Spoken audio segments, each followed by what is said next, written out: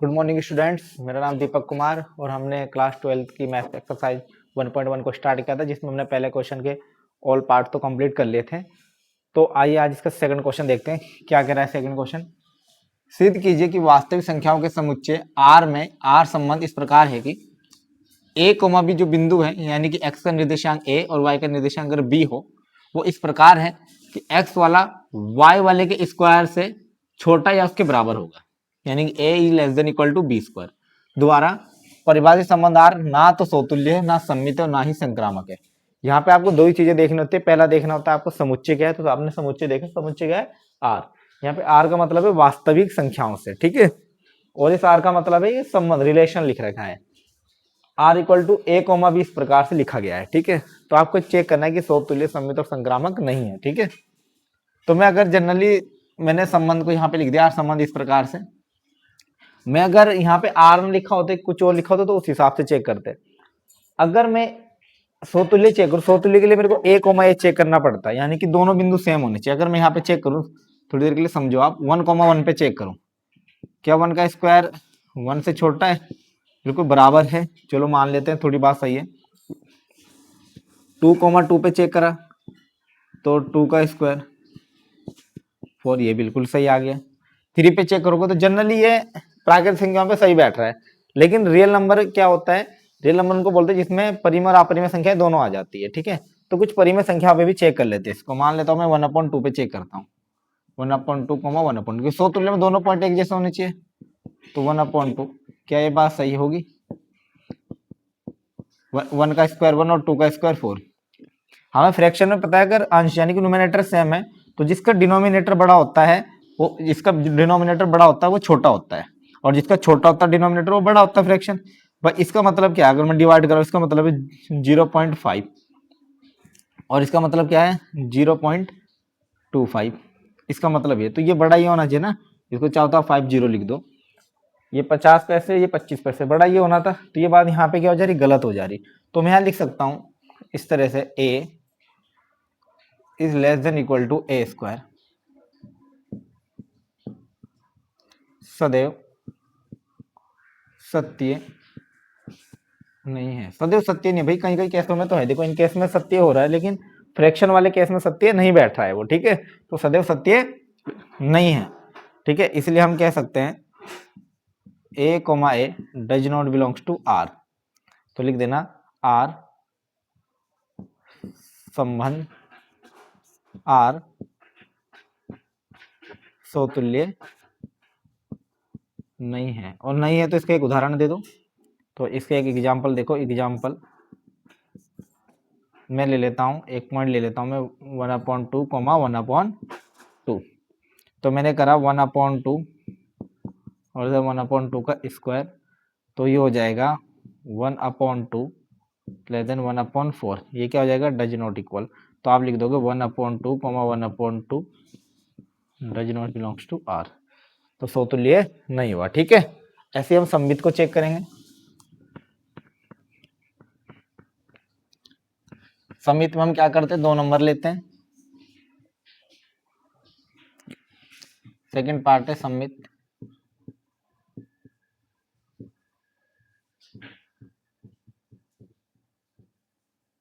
सममित संबंध हम इसमें लेके चलते हैं, यदि a, b belongs to R हो, ठीक है, तो हमें बनाना है कि b, a भी R को बिलोंग करता हो। यानी कि इसका मतलब तो ये हो गया, a, b अगर R को बिलोंग कर रहा है तो बिल्कुल वही हो जाएगा, यानी कि a is less than equal to b square. मैं इसको ऐसे भी लिख सकता हूं कि b square is greater than equal to a, लिखा जा सकता है। क्या मैं इसको उल्टे तरीके से लिख सकता हूं? अगर इसको मैं उल्टा घुमा दूं, यानी कि बी स्क्वायर a से बड़ा या a के बराबर है, क्या मैं इसको ऐसे बोल सकता हूं कि b जो होगा, b greater than equal to a square. इस तरह से इसको लिख सकते हैं, या b is less than equal to, इसको जनरली ऐसे ही रहने दो, इसको यहीं पे कर दो सीधा, कि a is less than equal to b square है। क्या हम इसको उल्टे तरीके से लिख सकते हैं, यानी कि b जो होगा वो less than equal to a square हो सकता है, यानी कि बी ए स्क्वायर से छोटा हो सकता है, नहीं हो सकता, तो ये पॉसिबल नहीं है। तो आप बोल सकते हो b comma a does not belongs to R, तो लिख देना आर सम्मित नहीं है। इसका भी एक उदाहरण दे दो, उदाहरण देखो, उदाहरण में ले लो आप एक 1,2 ले लो, ये बिलोंग कर रहा है आर को।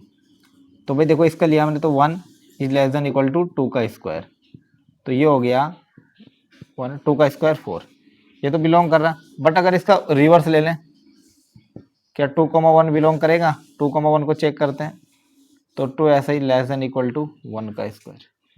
तो यहाँ देखा तो 2 is less than equal to 1, ये क्या है? पॉसिबल नहीं है।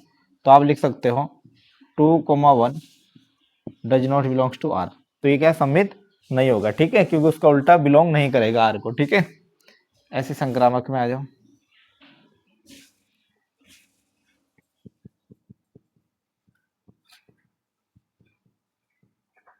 संक्रामक संबंध, संक्रामक में देखेंगे, इसमें हम ये ऊपर की लाइन पूरी लेके चलती थी, A comma B belongs to R तथा B comma C belongs to R. तो हमें बनाना है ए कॉमा सी भी आर को बिलोंग करता हूँ। इसका मीनिंग है as less than equal to b square तथा इसका मीनिंग है b is less than equal to c square.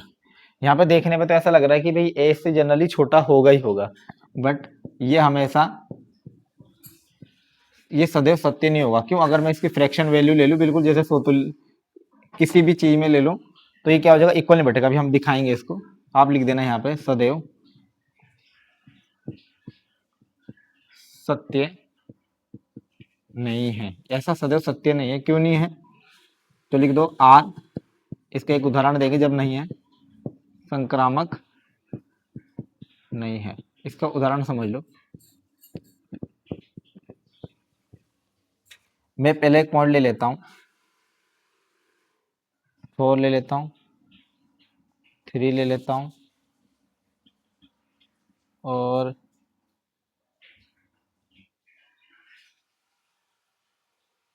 3, और दूसरा क्या ले लेता हूं मैं, 4,3 बिलोंग्स टू आर तथा एक ले लिया जाता है 3,1.8 ले लेता हूँ बिलोंग्स टू आर। तो अगर मैं इसको देखूं यहाँ पे 4, इसको समझो, तो ये 4 हो गया और यहाँ पे 3 का स्क्वायर हो गया। भाई 3 का स्क्वायर 9 होता है, इससे बड़ा आएगा, सही बात है। तथा इसमें 3 लेस देन इक्वल टू 1.8 का स्क्वायर, अगर पूरा सोल्व करा जाए इसको, तो ये हो गया 4 लेस देन इक्वल टू 3 का स्क्वायर 9, बिल्कुल सही बात है। तथा 3 लेस देन इक्वल टू 18 का 3.24 हो जाएगा, ये भी बड़ा बिल्कुल सही बात है। तो कहने का मतलब ये है कि अगर ए कोमा भी आर को बिलोंग कर रहा है, बी कोमा सी भी आर को बिलोंग कर, तो 3 से 3 हटा दो, तो 4 कोमा 1/8 बिलोंग करना चाहिए। क्या 4 और 1.8 बिलोंग करेगा? अगर देखो मैं इनका रेशो लेके, क्या 4 जो है 4 is less than equal to होगा 1/8 के स्क्वायर से? ऐसा नहीं हो सकता, क्योंकि ये क्या है, छोटा आ रहा है, देखो ये 3.14 आ रहा है, और 4 से अगर आप देखना चाहो इसको आगे, तो ये हो जाएगा 4 इज लेस देन 3.24। ऐसा नहीं हो सकता, ये नहीं है, ऐसा नहीं है ना। तो आप लिख सकते हो 4,1.8 does not belongs to R. इस तरह से हम इसको बोल सकते हैं संबंध संक्रामक नहीं है। हमेशा सत्य नहीं होगी ये कंडीशन संक्रामक के लिए, कई केसों में हो जाती है, लेकिन हमें तो बताना है ना कि संक्रामक नहीं, सब पे बैठना चाहिए, जितने भी आर हैं कि अवयव है सब पे संक्रामक होना चाहिए था, तब हम कहते हैं संबंध संक्रामक है। और यहाँ सोतुल्य के लिए तो बिल्कुल कंडीशन यही है कि जो समुच्चय दे रखा होता है उसका प्रत्येक अवयव सेल्फ इमेज बनाना चाहिए, लेकिन वो फ्रैक्शन में सेल्फ इमेज नहीं बना रहा है, तो इसलिए हम बोलेंगे ना सोतुल्य, ना सम्मित है, ना संक्रामक है। तो ये संबंध एक तुल्यता संबंध नहीं है। इसके एक और क्वेश्चन देखते हैं।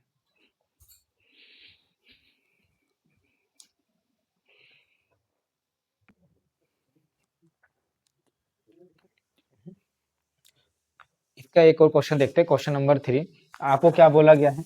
जांच कीजिए कि क्या समुच्चय 1 2 3 4 5 6 में आर इक्वल टू इस तरह से है कि A comma B such that B equal to A+1 द्वारा परिभाषित संबंध आर सोतुल्य सम्मित या संक्रामक है, या नहीं है। ठीक है, जांच करनी है आपको, स्वतुल्य सममित संक्रामक है या नहीं है। ठीक है, बताना है, हो भी सकता है हो भी नहीं सकता। तो सबसे पहले मैंने क्या करा, आर संबंध को यहाँ उठा के लिख दिया कि आर संबंध इस प्रकार से दे रखा है कि ए कोमा बी, ठीक है, और समुच्चय आपको ही दे रखा है, ठीक है, कि बी इक्वल टू है ए प्लस वन। तो अगर मैं यहाँ पे इसको समुच्चय ए मान लो, पता नहीं बुक में क्या लिखा होगा नाम, समुच्चय किसी से डिनोट कर दो, मैं कैपिटल ए से मान लेता हूँ। समुच्चय इस प्रकार है, तो ए और बी में जो रिलेशन है वो ऐसा है कि जो बी है वो ए से एक ज्यादा है।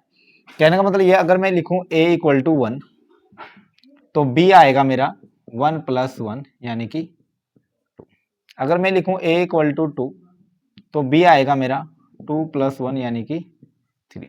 अगर मैं ए इक्वल टू थ्री लिखता हूं, तो बी इक्वल टू आएगा मेरा थ्री प्लस वन यानी कि फोर। अगर मैं ए इक्वल टू फोर लिखता हूं, तो बी इक्वल टू आएगा मेरा फोर प्लस वन यानी कि फाइव। अगर मैं ए इक्वल टू फाइव लिखता हूं, तो बी आएगा मेरा फाइव प्लस वन यानी कि सिक्स। अगर मैं ए इक्वल टू सिक्स लिखता हूं, तो बी आएगा मेरा सेवन, और ये इसको बिलोंग नहीं करता, ठीक है, क्योंकि सेवन तो इसमें है नहीं समुच्चय में, समुच्चय के लेना है।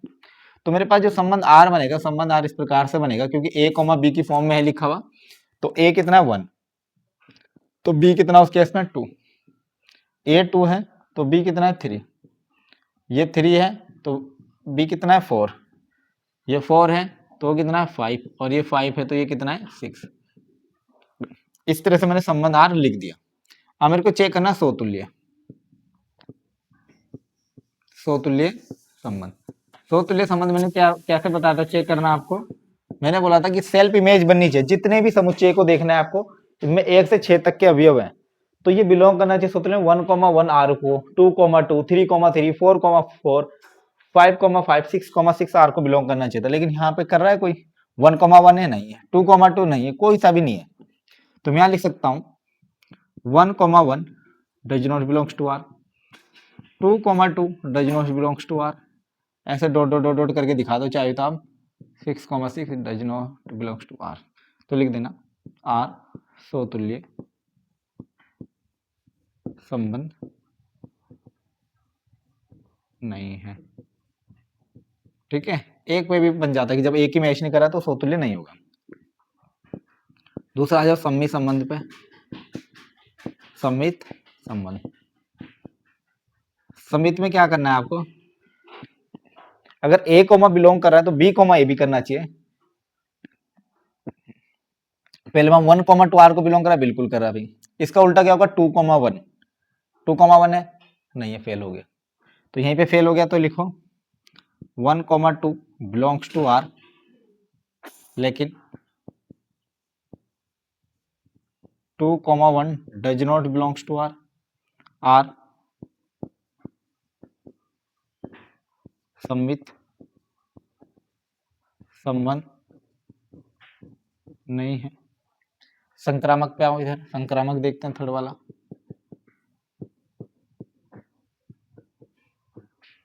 संक्रामक संबंध,